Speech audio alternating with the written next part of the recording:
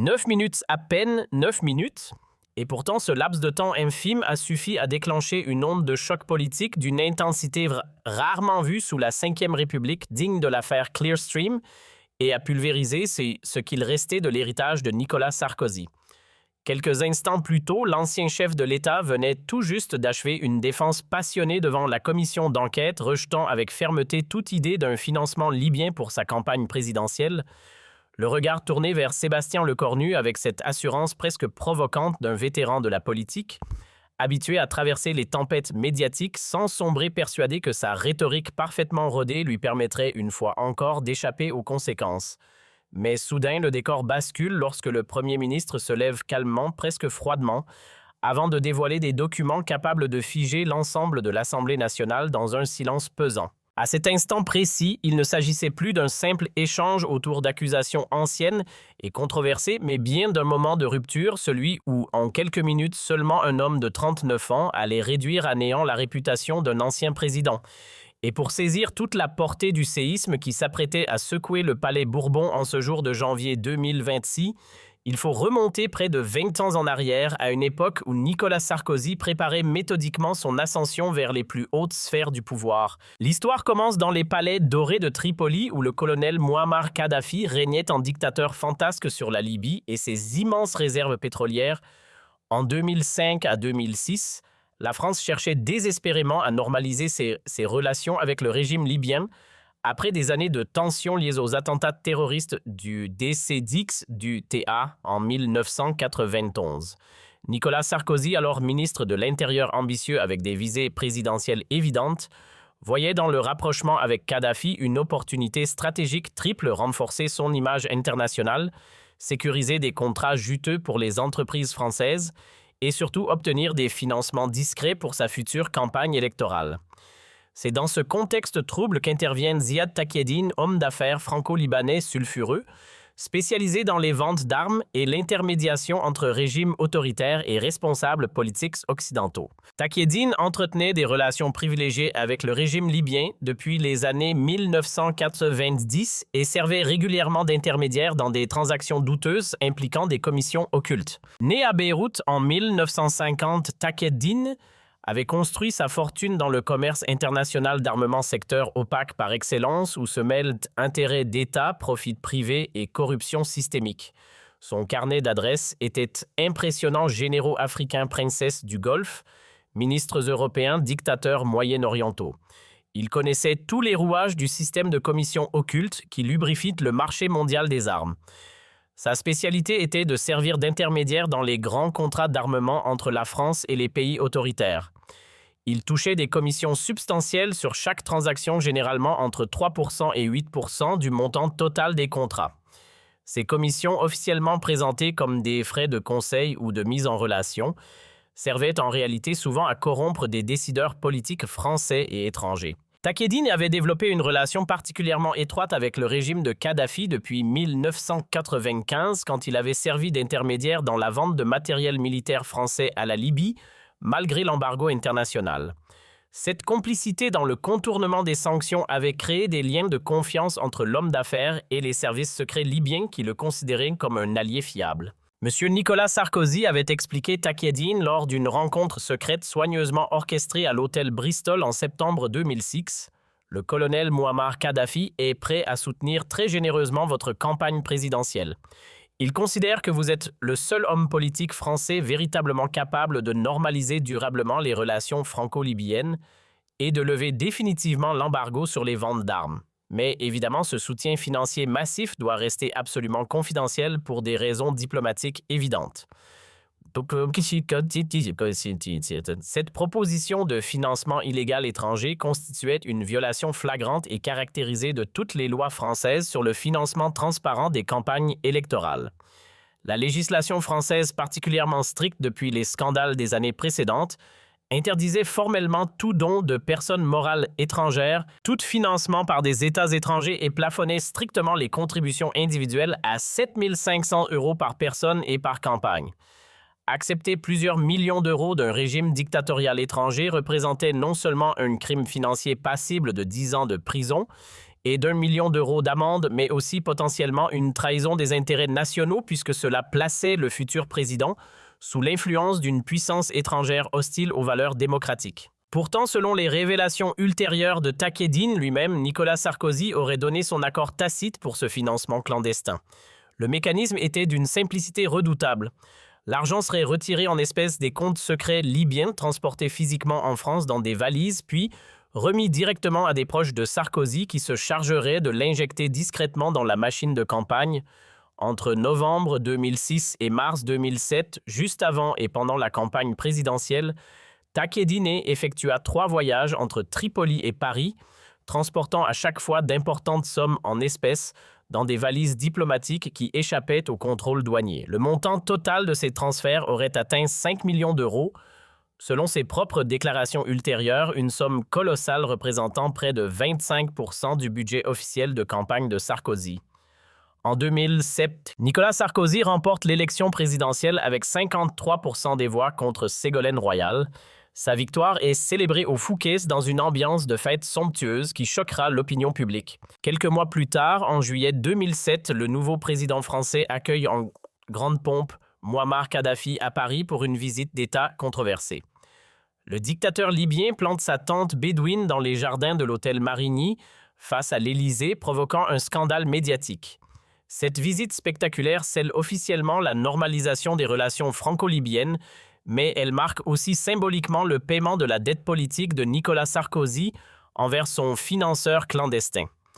Les contrats signés lors de cette visite portent sur plusieurs milliards d'euros, vente d'Airbus, construction d'un réacteur nucléaire civil, contrat pétrolier pour Total. La France et la Libye de Kadhafi sont désormais des partenaires stratégiques privilégiés. Pendant 4 ans, le secret du financement libyen reste hermétiquement gardé. Seule une poignée d'initiés connaît la vérité sur l'origine d'une partie significative des fonds de campagne. Sarkozy gouverne la France, mène sa politique de rupture et ne semble menacé par aucun scandale majeur susceptible de remettre en cause sa légitimité présidentielle. Mais en 2011, tout bascule dramatiquement. Le printemps arabe atteint la Libye et une rébellion populaire menace le régime de Mouammar Kadhafi. Dans un retournement spectaculaire, la France de Nicolas Sarkozy devient le fer de lance de l'intervention militaire internationale contre son ancien allié libyen. Les avions français bombardent les forces loyalistes, contribuant directement à la chute puis à la mort violente de Kadhafi en octobre.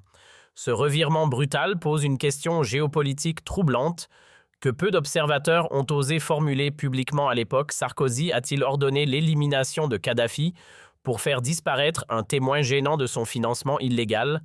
La France a-t-elle déclenché une guerre pour effacer les traces d'un scandale financier présidentiel? Les années suivantes voient progressivement émerger les révélations sur le financement libyen. En 2012, après la défaite électorale de Sarkozy face à François Hollande, Mediapart publie un document explosif, une note des services de renseignement libyens datant de 2006, évoquant explicitement un accord de financement de la campagne Sarkozy à hauteur de 50 millions d'euros. Le chiffre semble extravagant, probablement exagéré par la propagande du régime Kadhafi, mais le principe du financement est clairement établi. En 2013, Ziad Taqieddine, pressé par les enquêtes judiciaires multiples sur ses propres affaires, troubles de commission occulte dans les ventes d'armes, décide stratégiquement de parler pour obtenir une immunité partielle du parquet. Dans une série d'interviews explosives accordées à Mediapart Le Monde et à la juge d'instruction, Serge Tourner, il confirme avoir personnellement transporté 5 millions d'euros en espèces de Tripoli vers Paris et les avoir remis à l'entourage immédiat de Sarkozy. Ces déclarations circonstanciées, d'abord accueillies avec un scepticisme prudent par l'opinion publique habituée aux affabulations des intermédiaires véreux, déclenchent néanmoins l'ouverture d'une information judiciaire formelle pour corruption passive d'une personne dépositaire de l'autorité publique, financement illégal de campagne électorale par une puissance étrangère, recel de détournement de fonds publics étrangers et blanchiment en bande organisée. Le juge Tourner, magistrat chevronné spécialisé dans les affaires de corruption internationale depuis l'affaire Elf des années 1990, constitue méthodiquement un dossier d'instruction monumental. Il auditionne 100 témoins sur une période de 7 ans, fait expertiser 23 000 documents, saisit lors de perquisitions en France et à l'étranger, commissionne des enquêtes bancaires internationales dans 12 juridictions différentes et tente désespérément de retrouver les traces matérielles de l'argent liquide libyen dans les circuits financiers français. Les années 2014 à 2025 sont marquées par une bataille judiciaire d'une complexité kafkaïenne. Nicolas Sarkozy et son avocat Thierry Herzog, ancien bâtonnier et spécialiste des grandes affaires politico-financières, déploient une stratégie de défense procédurale agressive et multidimensionnelle qui va transformer l'affaire en marathon judiciaire interminable. Premier axe de défense, discréditer systématiquement Takieddine en le présentant comme un affabulateur mythomane véreux cherchant à négocier une immunité judiciaire en échange de fausses accusations contre Sarkozy. Les avocats de l'ancien président produisent des dizaines de témoignages d'anciens collaborateurs de Takieddine, attestant de sa réputation de menteur professionnel et de manipulateur pathologique. Deuxième axe, contester méthodiquement la validité juridique de toutes les preuves documentaires présentées par l'accusation. Les documents libyens sont présentés comme des fabrications de propagande du régime Kadhafi sans valeur probante. Les relevés bancaires sont contestés comme invérifiables puisque les institutions financières libyennes ont été détruites pendant la guerre civile. Les témoignages des anciens responsables libyens sont disqualifiés comme récits de vaincus cherchant à se venger. Troisième axe, invoquer systématiquement des violations procédurales pour faire annuler des pans entiers de l'instruction. Les écoutes téléphoniques de Sarkozy sont contestées comme attentatoires au secret de la défense et à l'immunité présidentielle. Les perquisitions au domicile de Sarkozy sont attaquées comme disproportionnées et vexatoire. Chaque élément de l'enquête fait l'objet de recours devant la Chambre de l'instruction. Quatrième axe, multiplier les procédures collatérales pour noyer le dossier principal sous des contentieux annexes, plainte pour violation du secret de l'instruction contre les journalistes ayant publié des fuites, poursuites en diffamation contre Mediapart, recours devant la Cour européenne des droits de l'homme pour procès inéquitable et médiatisé. Chaque nouvelle procédure retarde d'autant le procès principal. Takieddine lui-même complique considérablement les choses en se rétractant partiellement en 2020, créant une confusion juridique majeure qui affaiblit dramatiquement sa crédibilité de témoin principal devant les juges et l'opinion publique. Cette valse hésitation s'explique probablement par des pressions multiples exercées sur lui, menaces physiques, propositions financières pour se taire, pression familiale, crainte pour sa sécurité personnelle. En mars 2020, alors qu'il réside au Liban pour échapper aux convocations judiciaires françaises. Takieddine accorde une interview surprise à Paris Match où il affirme soudainement « J'ai menti sur les valises libyennes. Nicolas Sarkozy n'a jamais reçu d'argent de Mouammar Kadhafi. J'ai inventé cette histoire sous la pression des juges français qui me promettaient une immunité. » Cette volte-face spectaculaire provoque la stupéfaction dans les milieux judiciaires et politiques. Les avocats de Sarkozy exploitent immédiatement cette rétractation pour réclamer un non-lieu immédiat. Notre client a toujours dit la vérité, clame triomphalement Thierry Herzog. Le principal témoin à charge avoue enfin avoir menti. Cette procédure doit cesser immédiatement. Le camp sarkozyste organise une offensive médiatique massive présentant cette rétractation comme la preuve définitive de l'innocence de l'ancien président. Mais 15 mois plus tard, en juin 2020, et un nouveau rebondissement spectaculaire, Takieddine accorde une longue interview à Mediapart depuis Beyrouth et revient complètement sur sa rétractation. J'ai été menacé et payé pour dire que j'avais menti, mais la vérité, c'est que j'ai bien transporté 5 millions d'euros de Tripoli à Paris pour Sarkozy. Je le maintiens et je suis prêt à témoigner à nouveau devant les juges. Cette nouvelle volte-face relance l'instruction dans une confusion totale. Les magistrats instructeurs sont confrontés à un témoin dont les déclarations successives contradictoires rendent pratiquement impossible toute mise en accusation solide. Comment présenter devant une cour d'assises un témoin qui a alternativement affirmé, nié puis réaffirmé les mêmes faits? La crédibilité de l'accusation est gravement compromise. Les juges d'instruction Serge Tournaire et Aude Buressi, malgré leur détermination et leur professionnalisme reconnu, peinent tragiquement à rassembler des preuves matérielles définitives et juridiquement incontestables. L'argent liquide ne laisse par nature aucune trace bancaire électronique exploitable. Les témoins libyens de première main sont pour la plupart morts pendant la guerre civile de 2011 ou ont disparu dans le chaos qui a suivi. Les documents officiels du régime de Mouammar Kadhafi ont souvent été détruits, volés ou dispersés lors du pillage systématique des archives gouvernementales pendant la chute du régime. Le colonel Abdallah Senoussi, chef des services secrets libyens et beau-frère de Kadhafi, aurait été un témoin capital, puisqu'il supervisait personnellement toutes les opérations de financement clandestin à l'étranger. Mais Senoussi a été capturé en Mauritanie en 2012, extradé en Libye, jugé et condamné à mort par contumace avant d'être mystérieusement libéré. Quand les enquêteurs français ont tenté de l'interroger, il a catégoriquement refusé de coopérer, invoquant le risque de représailles contre sa famille encore en Libye. Bachir Saleh, directeur de cabinet de Kadhafi et gestionnaire présumé des fonds secrets du régime, aurait également été crucial pour corroborer les accusations. Mais Saleh a fui la Libye en 2011 avec plusieurs centaines de millions de dollars et vit désormais dans un pays du Golfe qui refuse toute coopération judiciaire avec la France. Malgré une commission rogatoire internationale, il n'a jamais pu être interrogé formellement par les autorités françaises. Les archives bancaires libyennes qui auraient pu prouver définitivement les retraits massifs d'espèces évoqués par Taqieddine ont été en grande partie détruites pendant les bombardements de 2011 ou rendues inaccessibles par l'effondrement des institutions financières libyennes. Les quelques documents bancaires récupérés par les enquêteurs sont incomplets, partiellement illisibles, et leur authenticité est systématiquement contestée par la défense de Nicolas Sarkozy. En décembre 2025, après 13 ans d'enquête laborieuse, de procédures interminables et de rebondissements médiatiques incessants, la Chambre de l'instruction de la Cour d'appel de Paris prononce finalement un non-lieu partiel, hautement controversé pour insuffisance de charges caractérisées dans le dossier du financement libyen.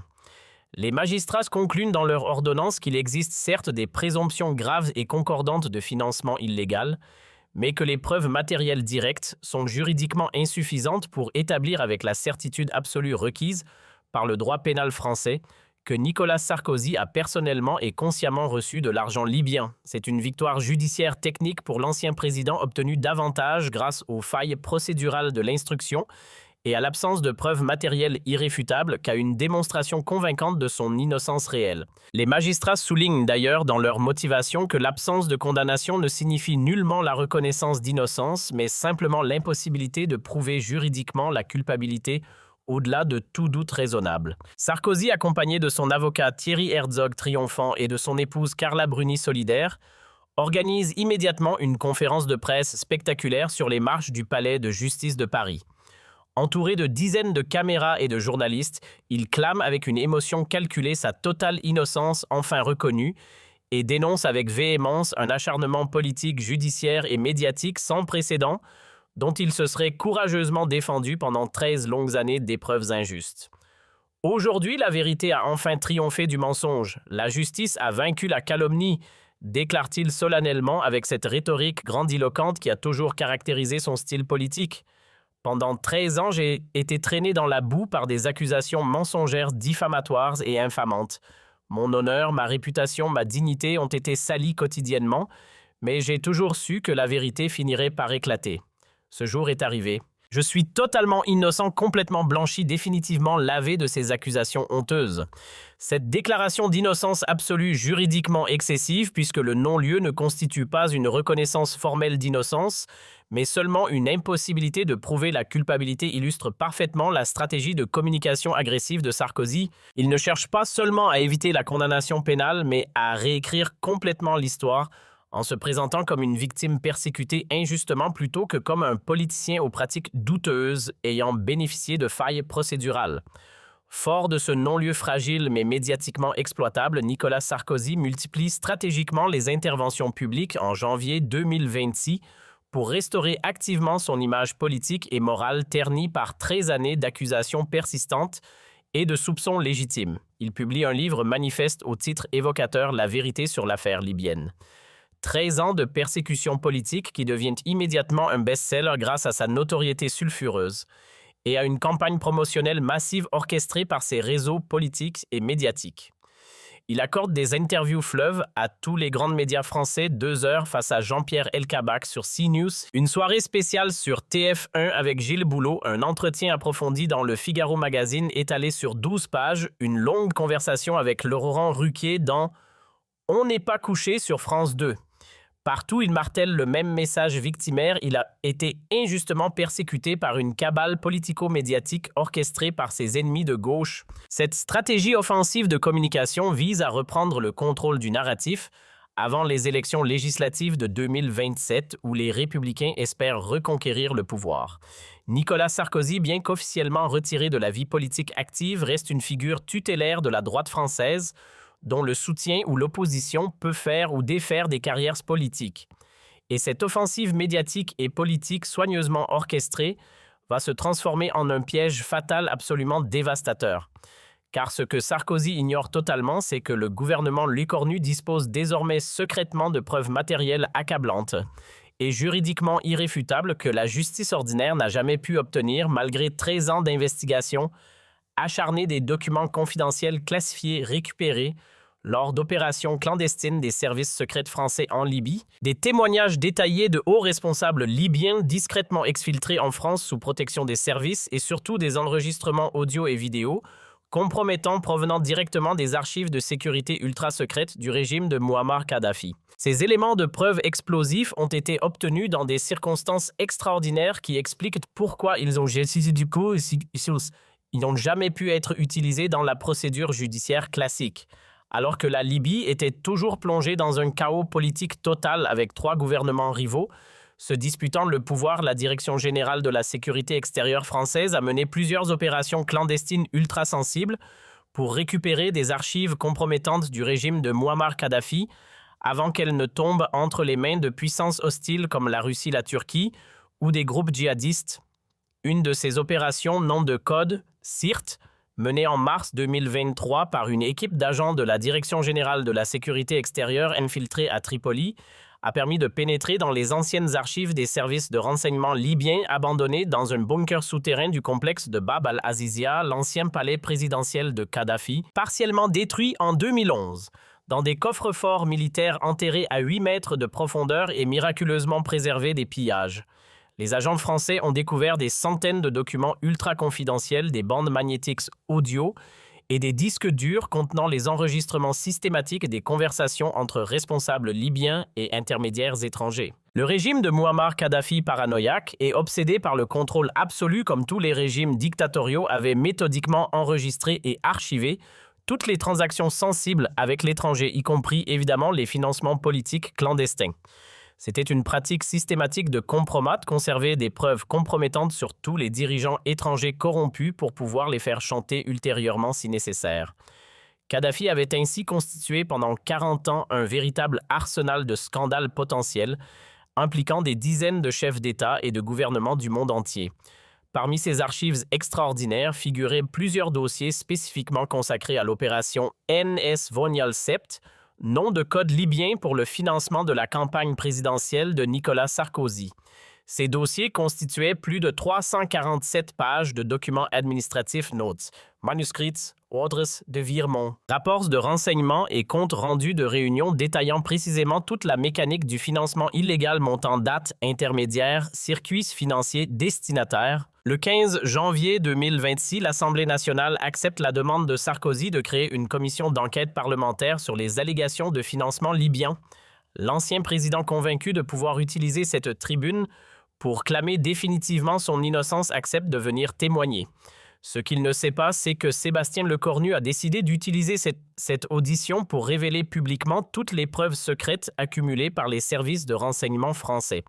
Le Premier ministre a obtenu l'accord d'Emmanuel Macron pour crever l'abcès de l'affaire libyenne, une fois pour toutes, quelles qu'en soient les conséquences politiques. Le 22 janvier 2026, à 15 heures précises, dans l'hémicycle bondé de l'Assemblée nationale, Nicolas Sarkozy fait son entrée sous les flashs des photographes et les caméras de télévision.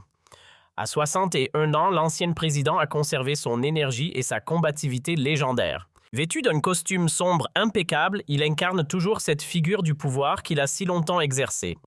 Mesdames et messieurs les députés, commence-t-il avec cette assurance qui a fait de sa marque politique, je suis venu ici volontairement pour dire une fois pour toutes la vérité sur ce qu'on appelle l'affaire libyenne. La vérité, c'est que je n'ai jamais reçu un centime de Mouammar Kadhafi ou de son régime. Toutes ces accusations sont des mensonges, des manipulations, des calomnies. Son intervention dure 25 minutes.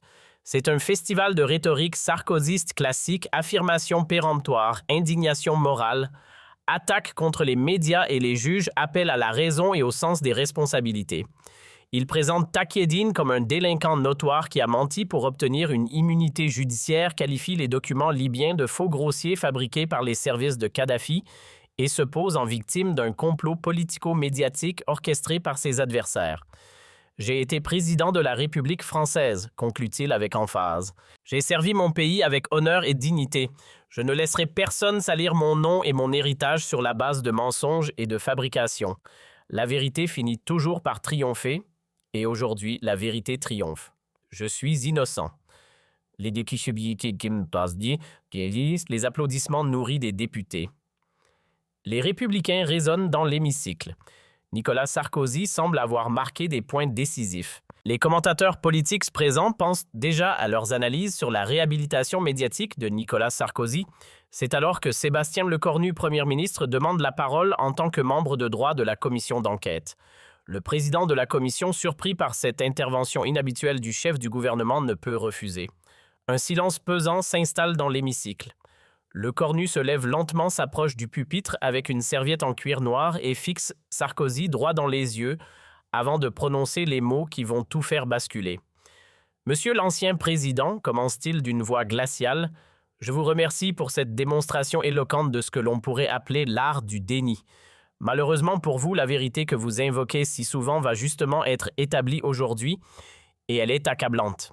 L'attaque est frontale et brutale. » Sarkozy, visiblement surpris par le ton, se redresse sur son siège. Les députés retiennent leur souffle. « Vous affirmez n'avoir jamais reçu d'argent libyen », continue Lecornu en ouvrant sa serviette. « Permettez-moi de vous présenter le document numéro 106 sur 147 récupéré par la Direction générale de la sécurité extérieure dans les archives du régime de Mouammar Kadhafi. Il s'agit d'un ordre de virement signé par Bachir Saleh, directeur de cabinet de Kadhafi, autorisant le retrait de 5 millions d'euros en espèces des comptes secrets libyens pour financement de la campagne NS. Monsieur Sarkozy, ce sont vos initiales. Le choc dans l'hémicycle est immédiat. Les caméras zooment sur Sarkozy dont le visage blêmit. Sébastien Lecornu continue implacablement. Vous prétendez que Taqieddine a menti? Voici les relevés bancaires libyens montrant 3 retraits massifs d'espèces en novembre 2006, janvier et mars 2007, exactement aux dates que Taqieddine a indiquées. Coïncidence extraordinaire, n'est-ce pas? Nicolas Sarkozy tente d'intervenir. « Monsieur le Premier ministre, ces documents sont… » Mais Lecornu l'interrompt sèchement. « Non, monsieur Sarkozy, c'est moi qui parle, maintenant vous allez écouter. » Et il continue son démontage systématique. Mais le plus accablant, ce sont ses enregistrements audio. En 2007, les services de sécurité libyens enregistraient systématiquement toutes les conversations de Taqieddine. Nous avons récupéré ces archives. Écoutons ensemble. Un silence de mort s'abat sur l'hémicycle quand Lecornu active l'enregistrement audio sur le système de sonorisation. On entend distinctement la voix de Taqieddine en français. Le ministre est très satisfait du premier versement. Il demande si le second peut être avancé à janvier plutôt que février. Puis, une voix en arabe répond traduite simultanément. « Pas de problème, le colonel a donné son accord. Dit à Sarkozy que la Libye n'oublie pas ses amis. » L'effet est dévastateur. Sarkozy est livide, l'hémicycle est sous le choc. Lecornu ne laisse aucun répit. Vous affirmez n'avoir jamais rencontré personnellement Taqieddine pour ces transferts. Voici les enregistrements de vidéosurveillance de l'hôtel Raphaël montrant votre entrée discrète le 4 mars 2007 à 22h30, suivi 12 minutes plus tard de l'arrivée de Taqieddine. Vous êtes resté 47 minutes dans la suite 451. Que faisiez-vous là, monsieur Sarkozy, une partie de cartes? Chaque révélation est un coup de marteau. Sarkozy essaie de maintenir une contenance, mais sa déstabilisation est évidente. Les députés, les républicains sont pétrifiés. Mais parlons aussi de Claude Guéant, votre homme de confiance, poursuit Lecornu. En avril 2008, juste après votre élection, M. Guéant a ouvert un compte bancaire aux Seychelles où ont été versés 500 000 € en espèces d'origine inexpliquée à ce jour. Pensez-vous vraiment que nous sommes assez naïfs pour croire que c'est sans rapport avec les valises libyennes? Cette révélation sur Guéant, encore plus explosive que les précédentes, provoque un tumulte dans l'hémicycle. Sébastien Lecornu attend que le calme revienne pour porter l'estocade finale. Et puis, il y a la question la plus terrible. Monsieur Nicolas Sarkozy, en 2011, vous avez ordonné l'intervention militaire en Libye qui a conduit à la mort de Mouammar Kadhafi. Plusieurs témoins libyens que nous avons exfiltrés affirment que dans les derniers mois de sa vie, Kadhafi menaçait de révéler publiquement le financement de votre campagne si la France ne cessait pas de soutenir les rebelles. Quelques semaines plus tard, il était mort dans des circonstances troubles. Avez-vous fait tuer Kadhafi pour qu'il ne parle jamais, Monsieur Sarkozy? Cette accusation de meurtre politique déclenche un chaos total dans l'Assemblée. Sarkozy se lève rouge de colère. C'est scandaleux. C'est une mise en scène, je refuse. Mais le cornu ne lui laisse pas finir. Ce qui est scandaleux, Monsieur Sarkozy, c'est qu'un président de la République a vendu la politique étrangère de la France à un dictateur pour financer sa campagne. Ce qui est scandaleux, c'est que vous ayez menti pendant 20 ans. Ce qui est scandaleux, c'est que vous soyez ici aujourd'hui à nous prendre encore pour des imbéciles. Et puis vient la conclusion qui restera dans l'histoire. Monsieur Nicolas Sarkozy, au nom du peuple français que vous avez trahi, je demande au procureur de la République d'engager immédiatement des poursuites pour haute trahison, corruption aggravée et complicité d'assassinat. Votre immunité d'ancien président ne vous protégera plus. La vérité a enfin triomphé, mais ce n'est pas votre vérité. L'explosion qui suit est immédiate. Sarkozy quitte précipitamment l'hémicycle sous les huées d'une partie des députés. Les caméras de télévision capturent son visage défait, son monde s'effondrant sous ses yeux. Pour la première fois de sa carrière, le grand rhéteur est sans voix. Le lendemain, tous les journaux titrent « La chute de Sarkozy »,« L'affaire libyenne, les preuves accablantes »,« L'écornu détruit l'héritage Sarkozy », Le Monde publie les documents présentés en commission. Mediapart analyse les enregistrements audio. Libération révèle des témoignages complémentaires de Libyens exfiltrés. Les jours suivants, d'autres révélations émergent. Des anciens collaborateurs de Nicolas Sarkozy commencent à parler. Le parti Les Républicains se déchire entre ceux qui défendent encore l'ancien président et ceux qui prennent leur distance. Claude Guéant est placé en garde à vue. Thierry Herzog, l'avocat de Sarkozy, est lui-même menacé de poursuites pour obstruction à la justice. 3 mois après cette confrontation historique, les conséquences géopolitiques et judiciaires sont majeures. Le procureur de la République ouvre une information judiciaire pour haute trahison, la procédure la plus grave pouvant viser un ancien chef d'État. Sarkozy est placé sous contrôle judiciaire strict avec interdiction de quitter le territoire et obligation de pointage hebdomadaire. Plus important encore, l'affaire détruit définitivement l'héritage politique de Nicolas Sarkozy. L'homme qui avait rêvé de passer à l'histoire comme un grand réformateur entre finalement dans les livres comme le président corrompu qui avait vendu la politique étrangère française à un dictateur. En fait, Sébastien Lecornu a libéré la vérité sur une des plus grandes corruptions de l'histoire républicaine française.